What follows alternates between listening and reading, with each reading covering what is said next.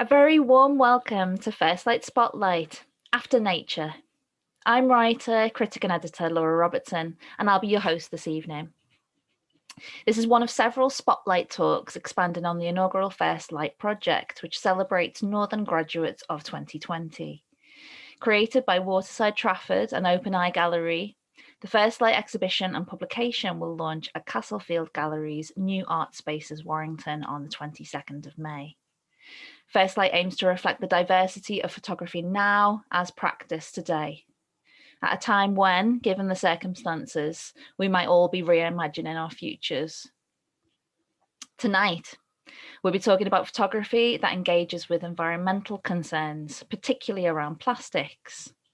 After they've been disposed of, plastics of course travel, deteriorate, and are ingested by wildlife and by us. Scientists have proven plankton's ability to digest microplastics found floating in our oceans, for example. But what impact do these contaminants have on the complex ecological systems that we live in? How might we better manage resources without further harm to the planet and to ourselves? Before I introduce the speakers, just a bit of housekeeping. So we've enabled the chat function, so please do comment throughout the event. This is a safe space, and we ask that you're respectful to us and all attendees. We've also enabled the Q&A box, which is also at the bottom of your screen. So please do ask any of us questions and we'll answer at the end. My guests tonight, Sam Wallace. Hi, Sam. Hello, are you all right? Graduated from BA Photography, Blackpool School of Arts last year. A Print Futures award-winning digital artist from Blackpool, Sam's focus is on the Anthropocene. He's inspired by current concerns and a variety of art forms. He's currently on a gap year to experiment with aesthetics and narrative before embarking on an MA at the University of Central Lancashire, which I'll call UCLan from now on. John Van Aken. Hi, John. Good evening. Is a cultural worker exploring urban gentrification through the dynamics of creative destruction. His current practice is centred on the transformation of Salford's landscapes through housing-led redevelopment. It explores how expanded photographic practices can visualise new ways to open up debate about the consequences of such changes. John is the co-founder of the Institute of Urban Dreaming, great name, with Jane Brake at Manchester Metropolitan University, and is a principal lecturer at UCLan. And last but not least, Robin Fanner. Hi, Robin. Hello, Laura. Have I commissioned to write about Sam's work for the First Light project, and I'm thrilled to say that Robin will be reading that text later on this evening.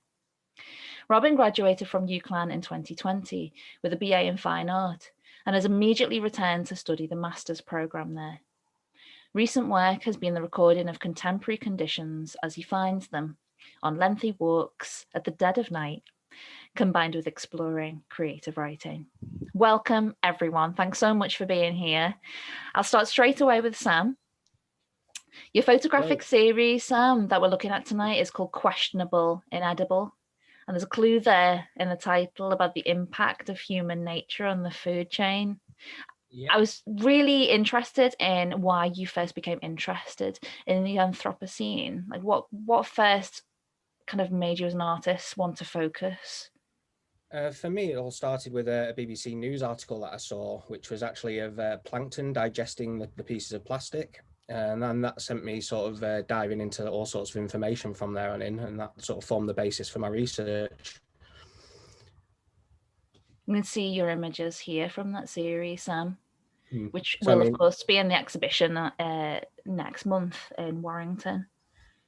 But the Anthropocene, it's also known as the Plasticine, the Capitalocene, the Cthulhucene. It suggests all different types of long-term human abuse of resources and a focus on the earth. How do you kind of interpret the moment that we're living in?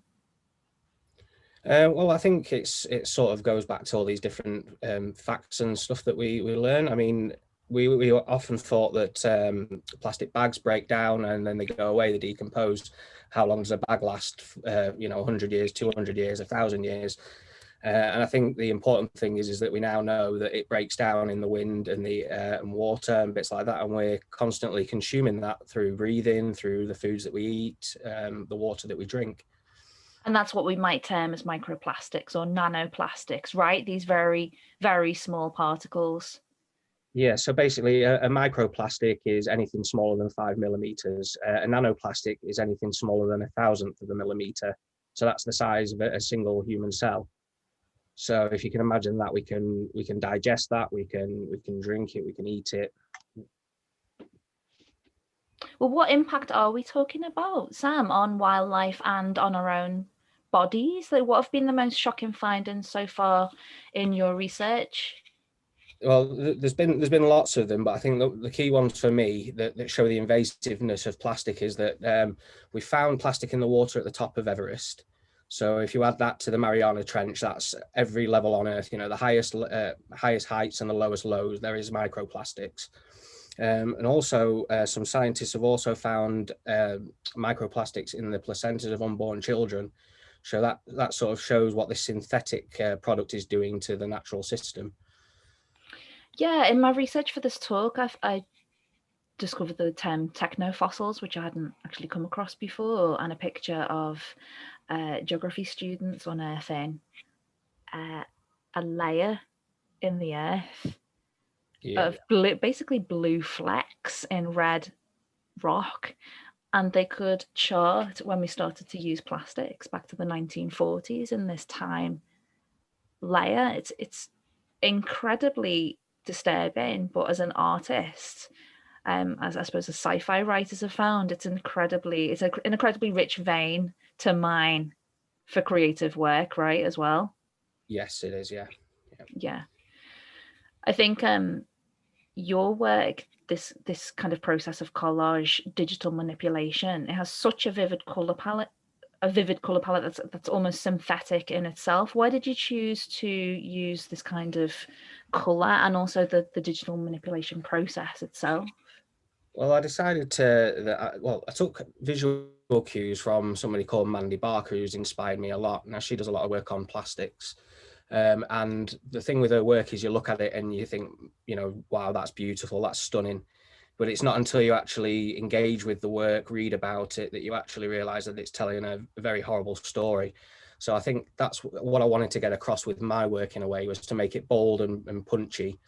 And I wanted to stay clear of the sort of typical posters that you see from advertising campaigns like Wildlife Foundation and PETA. I didn't want it to be just a shock tactics campaign. I wanted it to engage the viewer and make them ask questions. And the work is very striking, and it does kind of, for me, form part of a long tradition of advertising imagery, and in terms of that it's very striking. But at first, it takes you a few seconds, doesn't it, to understand what you're looking at? And was that deliberate as well? Yeah, I mean, the idea was never to be so in your face that you know the story before you've looked into it. You know, I wanted people to ask about the work and then get to the bottom of it. And I think as well, the fact that it's so simple sort of highlights the juxtaposition between the synthetic and the natural within the image. Could I just ask you a little bit about your process of sourcing materials and images as well, Sam? Like, how do you find the things, the toothbrushes, are these new? Are they things you found on walks? A mixture of everything, really. I mean, including to the point where some of the images are actually stock photos. So when I was handing in the work, it was in the middle of lockdown. So I struggled to access for a studio, access to the items. So it really is a mix of everything. There's my own objects in there. There's bits that I've found. Obviously, I bought all the food for it to use, and then the food was cooked with afterwards. So yeah, no waste there. No waste. And it's an incredibly flexible, adaptable process, isn't it? As you say, you know, you were in lockdown while you were making this work. You were in lockdown when you graduated, which is why you're on the First Light program, and I'm glad for it. But it's almost overwhelming, the imagery that you can source as an artist now to make work like this and to try and make a comment, right? So is this kind of a technique that you'd like to continue doing, or are you just dying to get back to a physical workshop at any point soon? No, I think I always see my process as rooted in that. I like to experiment with different things. At the moment, I'm getting really into my collage and entering collage competitions online and bits like that. So I think my practice going forward will always have photography in it, but I always want to try something different with that photography. I don't want to just take a photograph and put it out there. Of course, thank you. John, will bring you in now. Thanks so much for joining us. Hi. I wonder, just to follow on from what Sam's said there, in what terms do you think that Sam's work might be seen as political commentary? Well, I guess in two ways. I mean, if you think about the essential act of consumerism is that we go out and we buy something, we use it, it has a definite obsolescence built and designed into it, we throw it away, and then we buy something again.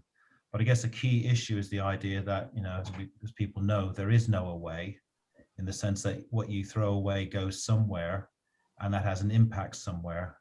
And I think what's really nice and strong about Sam's work is the impact. It brings the chain of events together. So in a sense, you can throw your toothbrush away. It's got nothing to do with the food, etc. But obviously, when you research that, the stuff that Sam was saying at the beginning, how it does, and the stuff you were talking about, nanoplastics and microplastics, it kind of visually brings that together.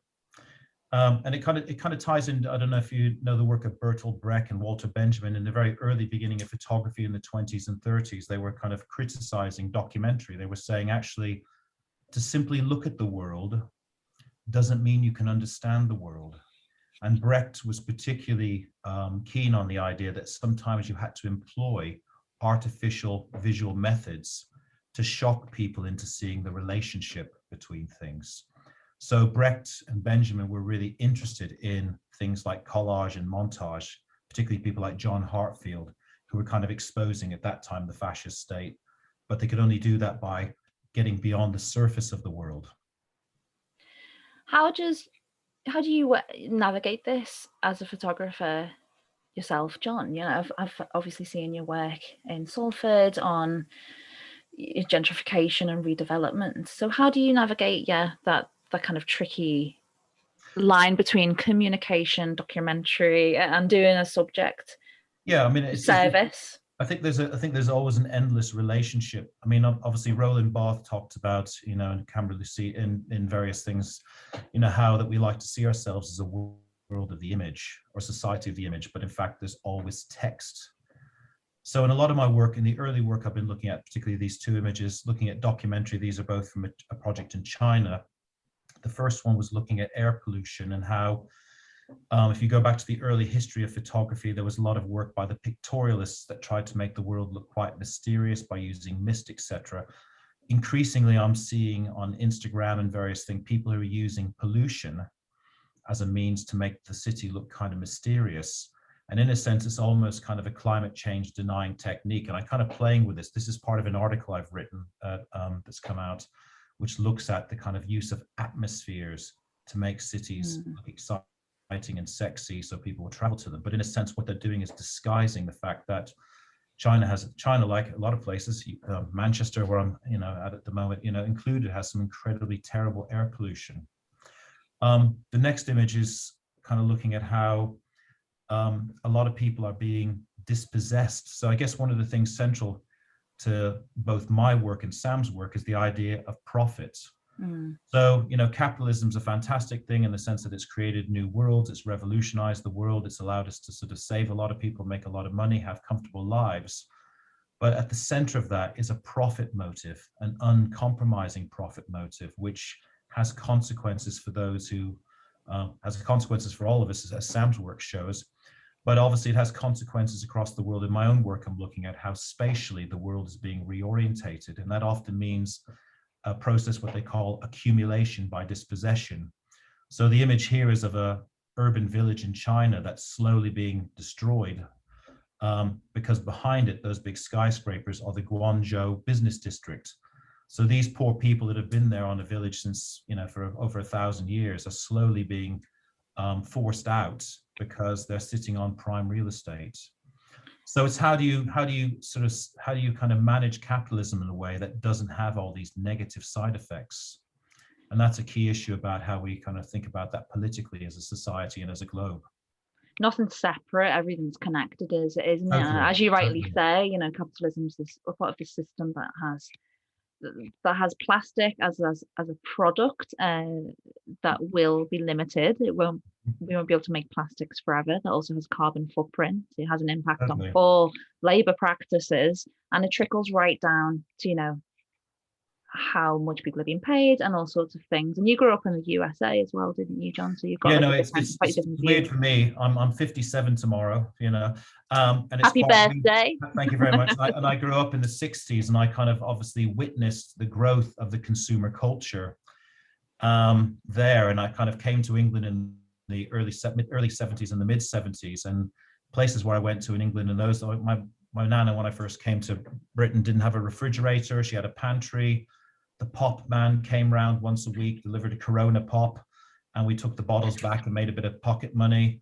You know, the world was organized in a very different way. And it was kind of quite weird for me living in inner city America to come to this very quaint thing where people went shopping every day, bought fresh meat and vegetables because they didn't have a refrigerator. You know, so it's kind of interesting, kind of thinking what Sam's work is kind of implying is that, in a sense, what will an ecological world look like? Mm.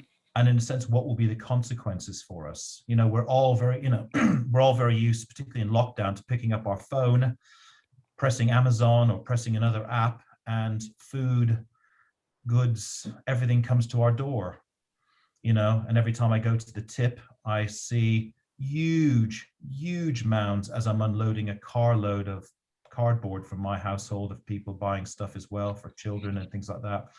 You know, what will be the consequence in the future for us when we have to actually think about a situation where we can't allow that to happen, where we have to sort of maybe have less and enjoy it less more?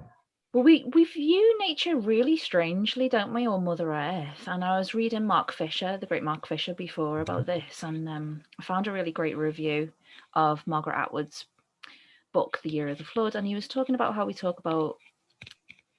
about nature as this either evil, cold, predatory thing that's indifferent to us, or as a resource that we haven't cared for properly. And he basically said that we need to use our technology, our instrumental reason, to organize better use and distribution of sources. Like we're not separate from this, and we need to learn to talk about the outside world better, more and better, right? We're not disconnected, and it's not an alien thing. We also have to realize kind of how our desires are constantly stimulated to want things. I mean, how many in the audience today have houses full of stuff they don't need? You know, we almost have a, you know, when I went back to America a few years ago, I went back to my old house and managed to get access to my old house and go around it. And I was horrified how the house I grew up in the 60s, which had very few things that were all neatly laid out, was literally covered in a pile of plastic toys that deep everywhere.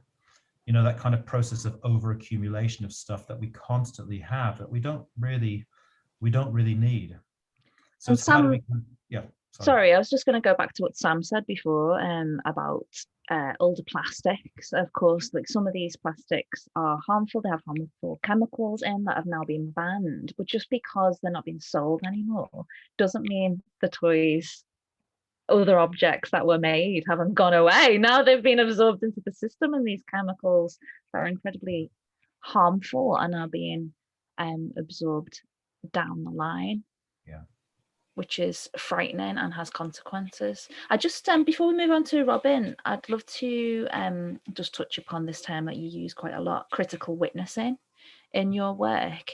Could you just explain a little bit about how that Yeah, I think critical witnessing is trying to make sense of my own photographic practice to do with my partner Jane Brake, and also the work I'm doing on my own PhD. And critical witnessing is trying to bring together different ways of working. So I think Robin mentioned it and Sam mentioned it, you know, the idea that I'm an urban walker, you know, I walk everywhere and I look and I do a lot of repeat walking. So critical witnessing is first made up by the idea that one of the key cornerstones of documentary practice is that if you see for your own eye, with your own eyes, you have a kind of authenticity to that voice. You know, you've seen it before you. The second thing is often I do a lot of walks with people who are stakeholders in communities where I'm working. So that could be local residents, it could be people involved in different parts of the process. And I interview them and I have their testimony, because obviously they see and experience things that maybe I don't. Although in Salford, I have been a resident for 20 years, so I've seen quite a lot of it. And I think, so it's a bit like the insider outsider debate. It's great to have inside knowledge because you actually understand the nuances and the particularities. But the problem is sometimes if you're located somewhere, you don't see the bigger picture. So the outsider, although they have the problem of not seeing on one level, they bring the broader perspective. So critical witnessing is between that testimony of other people and your own witnessing and studying your own photographic documents, how they change over time, is also bringing in critical theory. So I read a lot of academic stuff, I read a lot of writers, see what they're kind of saying about a subject. And you fold all that in and see about how all those things make sense. So obviously, sometimes I'm studying stuff that's below the radar of academics. Sometimes I'm witnessing stuff that I can't quite understand, or I have an inkling or a nuanced intuition about what's going on. And I can read somebody who's done other stuff in various parts of the world where gentrification is taking place. And I can kind of start to see how there's global patterns. And I think that's one of the things that, you know, Sam's work is linking into, and myself, is that there are local specifics, but there are global patterns because we're part of a global supply chain and a global network of economics. I suppose we could call Robin a critical witness in this context. Hello, Robin. Hi, Laura. Could you tell us a little bit about your experience with writing so far? Writing for me was primarily in the BA, was in the degree course, so it was there for research purposes and to show that you have a learning and an understanding of what's being told you. But I always found that there was a potential for a dry and mealy kind of conversation going on there, and was always happy and willing to try and get some personality into whatever I was writing, and maybe a touch of humor here and there. I'd like to think that whenever it was being marked, there was very definitely an acknowledgement that this was Robin saying this, and no matter how anonymized it might be, that was going to come through. Well, you have to wear different hats as a writer, don't you? Especially when you're studying an undergraduate or now at postgraduate level, as you are. I think that it was quite interesting when I met you. I'd only read your dissertation, and then slowly I began to see your work as a photographer using text art. So how have you found kind of switching in between formats, and now obviously fiction, which we'll hear later? Yeah, to be able to use the flexibility and the creativity that writing gives you, to be able to comment on your own work, as well as onto others' work as well. I mean, it was Sam's work initially was the first thing that I was then able to write creatively about, but that's allowed me that freedom to be able to think about my own work and how I can attempt to write creatively about that particular stuff. And what we're seeing on the screen here is an example of how the work that I was making for this particular project was encompassing or using descriptions and narrative that I was writing to go alongside it. And eventually it became unnecessary. I was finding that I was able to distill everything that I wanted down to these few words, and what we're seeing here is a small fraction of the rest of this work, and there's no need to say anything else. Once you've actually written all of that stuff out in the narrative in your head, then these what are actually 9 words eventually then say the whole thing. Where did this come from, Robin? Was this found text? Because we're obviously looking at some images from your nighttime walks here. But yeah, was this found text, or was this a narrative that you wrote to complement or to illustrate the images?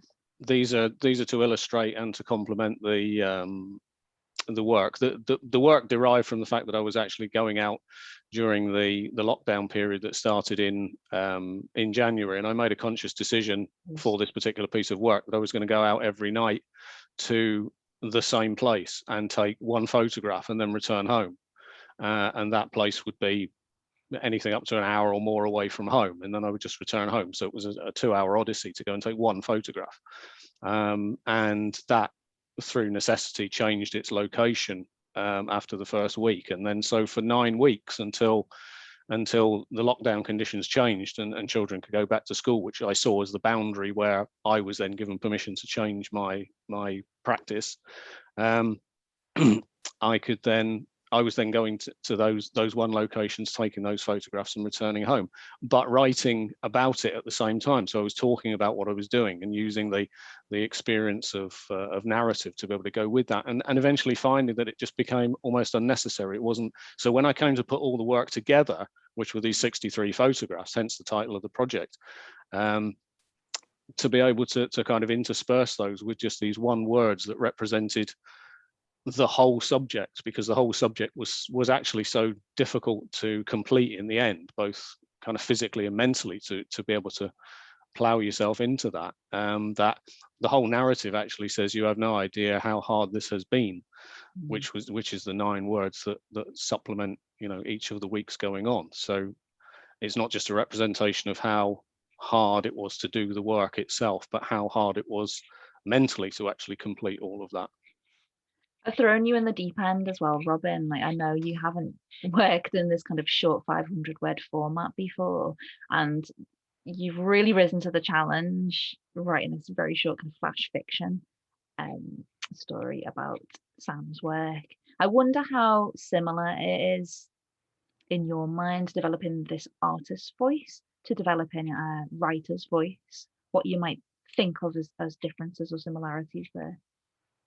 I think when I actually come to put words down on a page, it's my voice. It's not the voice of an artist or the voice of an observer or the voice of a critic. It's what I want to say, and whatever I say in relation to a particular thing, whether it's about Sam's work or whether it's about a walk under 12 bridges in Preston, or whether it's a narrative of 63 nights spent out walking, or whatever is the next thing that I will do, then it's relevant to that particular time. And when it happens, it's very much a brain dump exercise. It happens extremely quickly for me, and it is what it is. I don't pore over it, not like the academic essays, which would take weeks and months to finally hone. These things are blur, a dump on the page of words, and move on.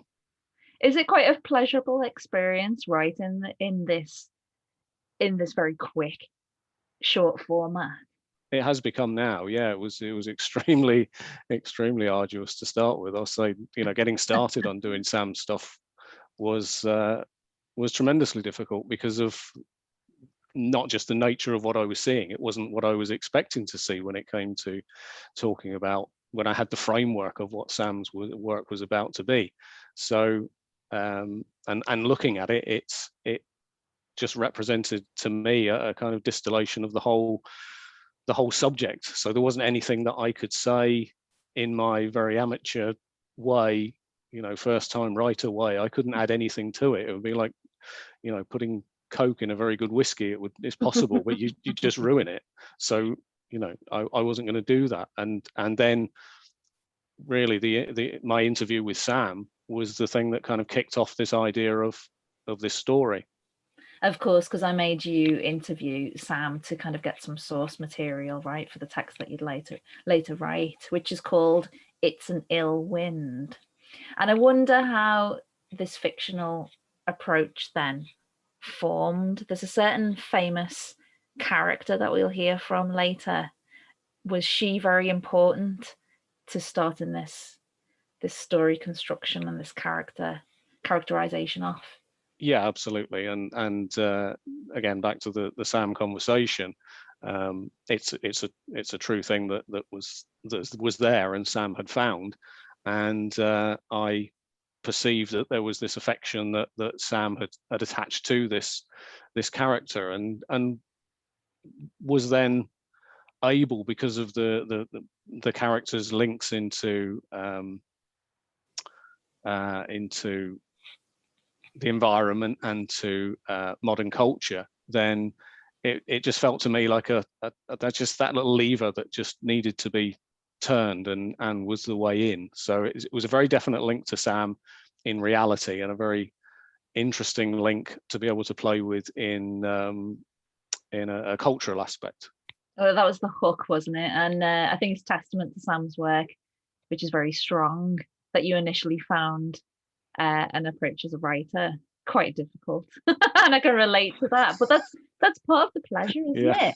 Every time you approach a new artist as a writer, and you're asked to write something, a response, a critical response, a fictional response, a creative response, something in between, something interdisciplinary, you just don't really know how you're going to react. You don't know where the first ideas are going to come from, and it's just so exciting to see you flourish as a writer, Robin, as well as an artist, and have this practice now that you can dip into that includes writing. It's super exciting. Yeah, it's been a fantastic journey so far, and I've loved it all. And being able to understand within yourself how you can learn to look differently because you're wanting to write something about it. The photographs that we've studied together on the Tell It Like It Is program, you know, the initial setup, which is a separate project I'm working with. Separate project. With Robin, but also through Open Eye Gallery. Very busy people. Continue. So that ability and that option and that learned way of looking that you and Ian Clegg have given us is completely, you know, inbuilt into all of this now, and has allowed me to kind of move forward in observing things in a different way. Thank you. I appreciate that, and it's just been wonderful to read all of your writing. Everything you've produced this year has been really exciting, and it's been bloody hard to do anything this year. Never mind trying to do something creative. I'm sure all the listeners tonight will be thinking about things they thought they'd do. Maybe they thought they'd learn a new language or write that book, and actually the reality of creativity under such difficult circumstances is very different, isn't it? So absolutely, well done to both of you, graduating during such a difficult time and producing such a interesting, fantastically stimulating body of work.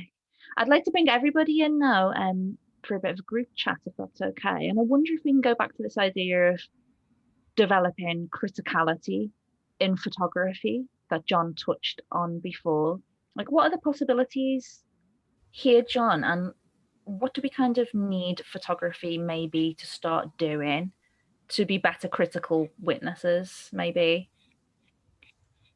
I guess, I mean, obviously it depends on the context. I mean, I think I'm a big fan of what they call a materialist understanding of photography. So you have to understand the specificity of why it's made, who it's for, what the intentions are, etc. But I think I'm very interested these days in two things, which is expanded photography, which is kind of the idea that there's a whole range of new practitioners who are, particularly through digital practice, I mean, although I come from an analog background, through digital practice, who are kind of experimenting with opening up photography to new ways of being produced. So it takes a lot of it at the moment, still looking very fine art, but there's other ways it could be working to kind of open up different types of communication. And secondly, I think the idea of collaboration. I mean, I think it's really interesting. I guess the thing I've really enjoyed working as part of the Institute of Urban Dreaming with my partner, Jane, you know, we have very critical discussions. You know, we have a very kind of volatile discussions about our work, which is really helpful and it really moves things on. But we always end up working with a range of other artists and other people and other people who are experts in fields, whether we've done things like tower block tours or tours of the estate where we lived on, etc., or looking at other kind of cities around the world. And I think it's that kind of bringing those different voices together. It's kind of the it's what they call a polyvocal approach. And I think that polyvocality is really interesting because in a sense, it's a bit like some of the experimental films I used to watch in the 60s and 70s, you know, kind of, you know, these kind of things where you have almost like a collage of things that come together and kind of communicate, but there's also rub, there's also friction. And some of those are problematic, and that's kind of part of the dialogues and part of the work you need to kind of create. And I think possibly you need to stop moving away from such polished, I mean, this is a personal opinion. I'm very bored now of polished photography. You know, I love digital photography now. I've got a very expensive digital camera and I work a lot on Photoshop now, but I think we have now become numb to a kind of the visual spectacle of photography. It's become so ubiquitous that as photographers, we need to think of other ways to work that kind of start to create people to look and think, and maybe thinks of ways of participation with people that maybe takes them into the world again to challenge. Because there's photographies in many different positions, and some of those take us deeper into the spectacle. Some of the things that create all the desires all the kind of desires we express through plastics, etc., are from photography. But photography can also open up what Alan Sekula talks are critical discussions that maybe open up to wider changes in behavior.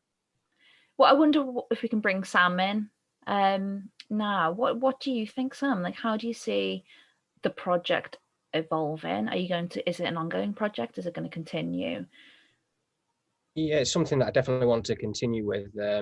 And going back to the writing thing, I think what I enjoy about Robin's text is, although it's fictional, it completely touches on all the key points of my work within the written piece.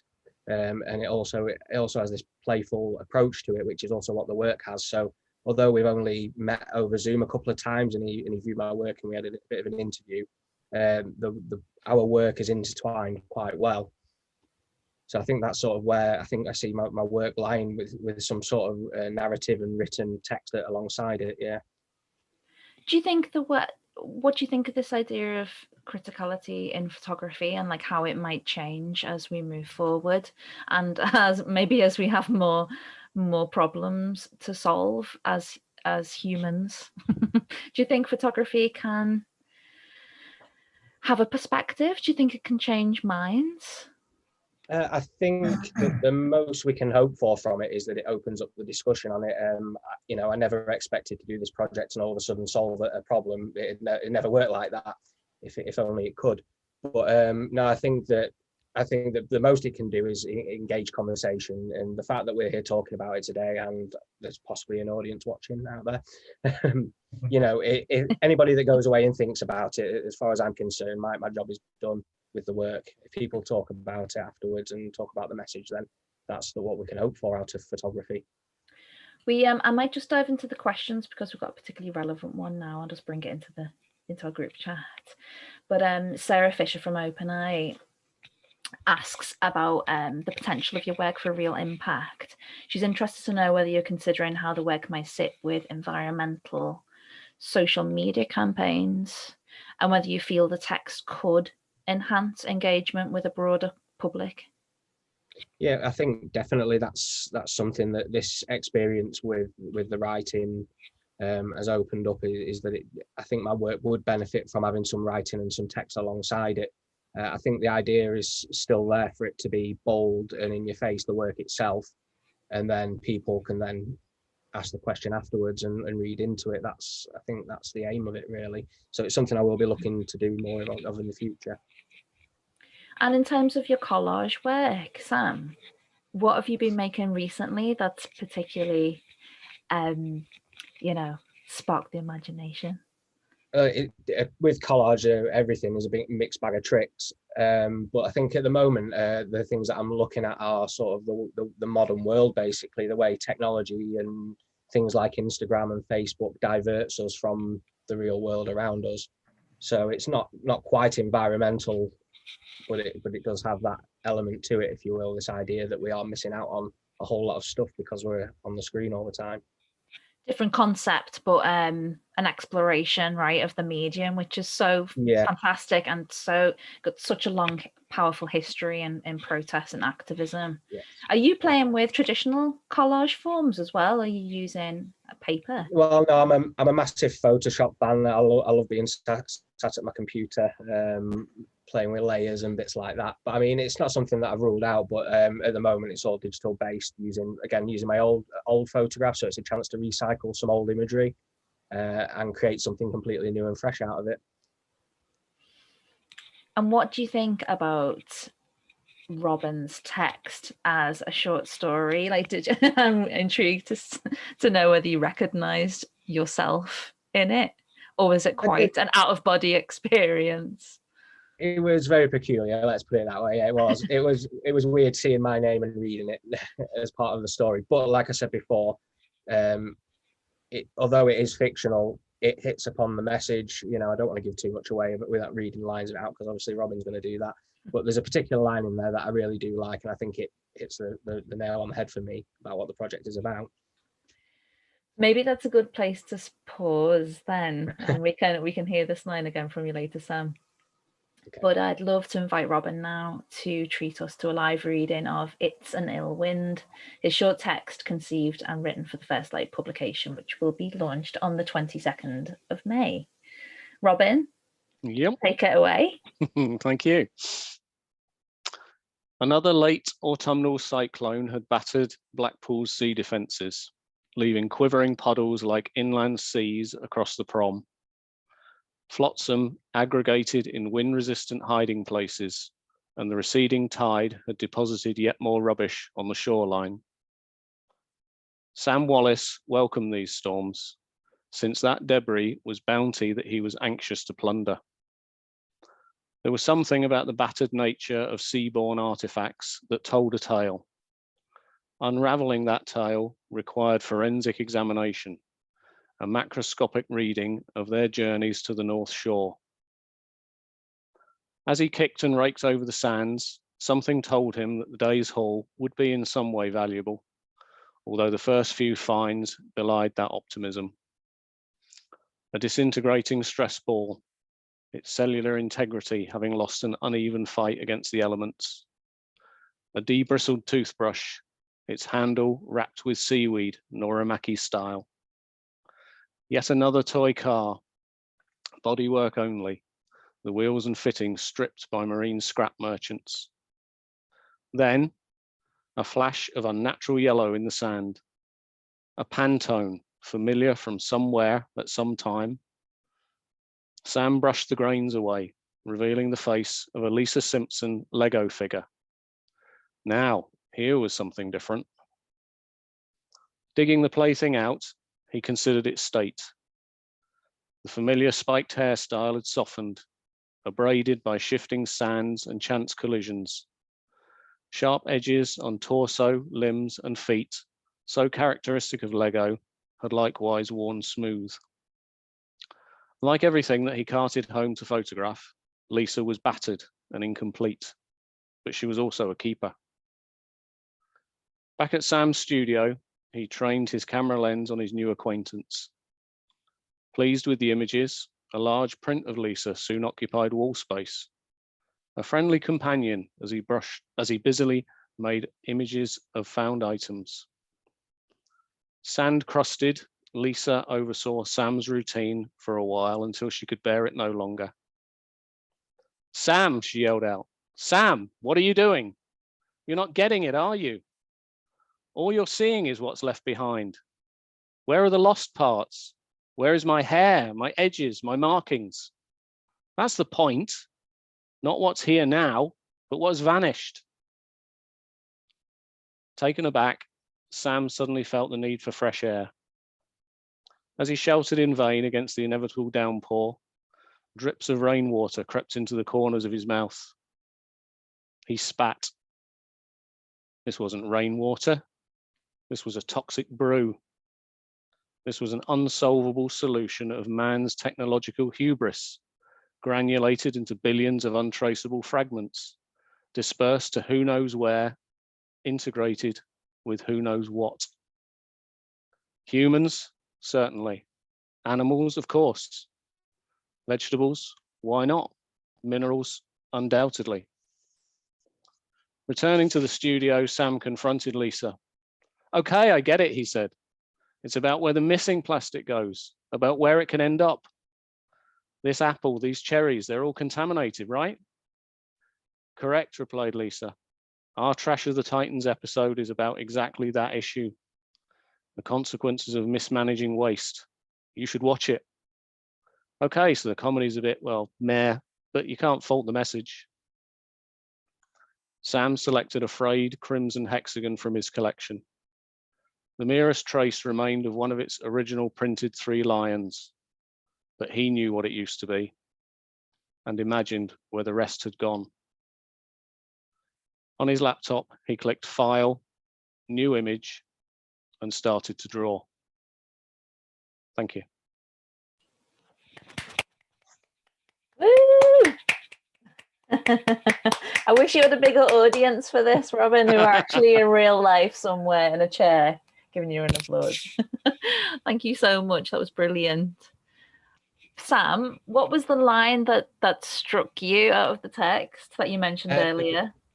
Yeah, the bit where I'm outside. This wasn't just water. This was a toxic brew. So yeah, for me, that kind of says everything. We're consuming the mistakes that we're making. How do you, John, do you feel like the 2 graduates have worked together? It's really interesting to kind of, image and text is a really complicated thing. It's a kind of got such a long and complex history. I think it's interesting the way it kind of unpacks the sort of what's implicit in the image. I think that's the main thing for me, how it unpacks that and that kind of idea, how it talks about what's gone away. I like very much this is, I'll remind the audience again that this is Robin's first attempt at such a text, and I really love the way he didn't want to just explain Sam's work or to reduce it or to dumb it down in any way. I often kind of think of good critical writing as running alongside artwork. And to quote someone better than myself, we should do more, it should do better than the image itself. It's just a beautiful complementary thing that has its own life now. I think this lovely short text, and it's just so easy to absorb. I love this 500-word format as a reader, because I think as a writer you can say so much in such a short word count, but for the reader it's a way to take a deep dive like quite quickly into a subject matter and to the artist's research concerns. So I'm super pleased with how you've worked together, Sam and Robin. So thank you so much for being on the project. I think we'll draw the evening to a close now. Thank you to all of my guests, Sam Wallace, John Van Aitken and Robin Fanner. And to Natalie Meir at OpenEye for facilitating, as always. Thank you so much, Natalie. Thank you to Waterside Trafford, Castlefield Galleries New Art Spaces, and to all of the First Light supporters. During our next talk, Parallel Histories, on Tuesday, 11th of May, I'll be speaking to graduate Nathan Johnson about his photo collage series, The Gay Times, which uses fictional storytelling and real archival imagery to highlight the discrimination of sexuality in 1970s Britain. Until then, thank you all, good night, and stay safe. Thanks, everybody. Thank you. Thank you.